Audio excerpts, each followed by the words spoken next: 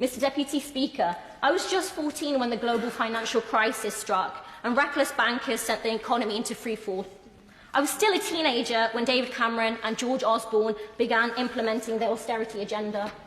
Now, I know convention is for maiden speeches to avoid saying anything members opposite will find disagreeable, but I can't do that because my generation has only ever faced a future of rising rents, frozen wages and diminishing opportunities. For my whole adult life, I've only known Tory governments that wage war on working class communities like mine.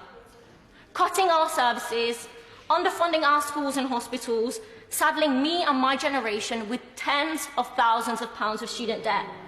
And now the manufacturing jobs that were the backbone of Coventry, that brought my family from Kashmir to the region, are now few and far between. The public libraries that allowed me to study and go to university are closed. The council houses that allowed working class families like mine access safe, affordable homes have been sold off. And while the vast majority have seen services cut and wages stagnate over the past decade, the super rich have had their taxes cut and their incomes soar. The gap between the ruling class and the working class has widened and is widening.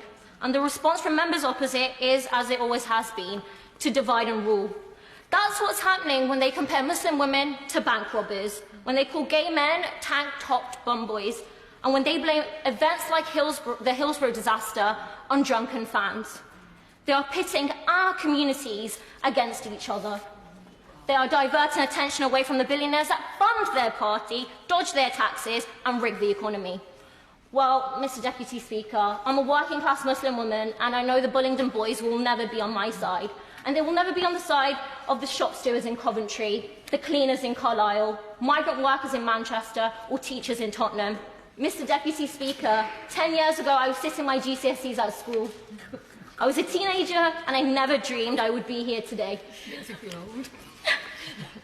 In 10 years' time, at the start of the next decade, I want to look teenagers in the eye and say with pride, my generation faced 40 years of Thatcherism and we ended it.